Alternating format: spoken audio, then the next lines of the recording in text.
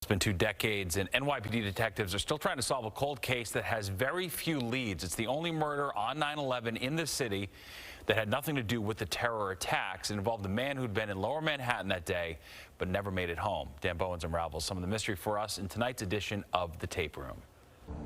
We couldn't believe that Twin Towers had just fallen a few hours ago, and now somebody else got shot during all of this.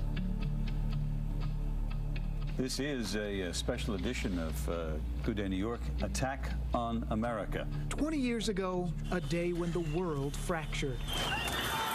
Nearly 3,000 people died in the 9/11 attacks, seared into memory as a date filled with tragedy, loss, and heroism.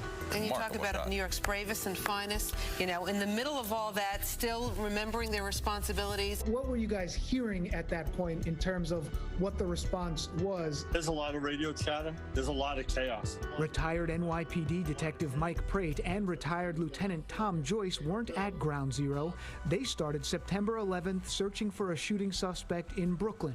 Then the planes hit. We knew 2 different planes, 2 different towers at the same time is an intentional act. Since they couldn't get into Manhattan, they were assigned to help people who were getting out. Trying to get all the people who were flooding over from Manhattan into Brooklyn on foot, trying to get them reunited with their families. And then at the end of that fateful night, on the corner of Albany Avenue and Decatur in the Bedford-Stuyvesant section of Brooklyn, another call that had nothing to do with terrorism. Around 11:30 at night, we get a notification, a male shot over on the location of Albany and Decatur in the confines of the 7-9. We're like, you gotta be kidding me. The only homicide in New York City outside of Ground Zero on September 11th.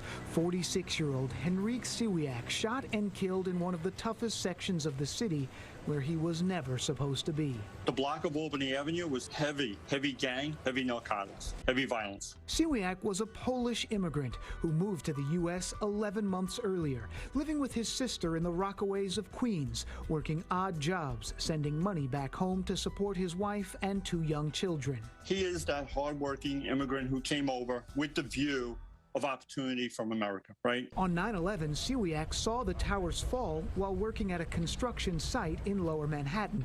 Hours later, he took the subway to another job, an overnight shift waxing floors at a grocery store in Brooklyn. But he wound up nearly 4 miles from where he was trying to go. What he ended up doing was taking a train and getting off at the wrong stop, right? And that led him down the path, to where he ended up. And he's engaged by a group of people, as far as we know, of what the evidence is that's been collected and what happens to him.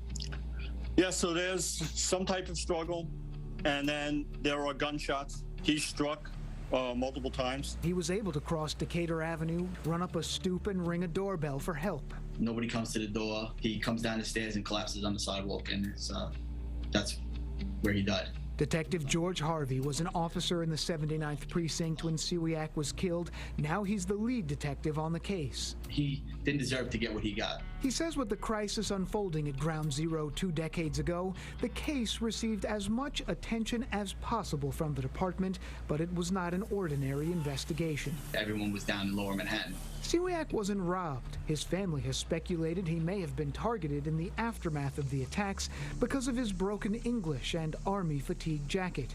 But with residents in the area not cooperating, no surveillance cameras, and no clear motive, the case went cold. Even in camouflage pants or whatever he was wearing, there's no reason to be, gunned down the way he was. Harvey hopes as the neighborhood here has changed over the last 2 decades, someone who knows something may also change their mind. Around the anniversary, we put up reward posters again with his photo on it, hoping that maybe somebody will, remember it or have a conscience or come forward. And there is a $12,000 reward for anyone with information leading to an arrest. We will have extended interviews and more details on this case in an upcoming episode of The Tape Room.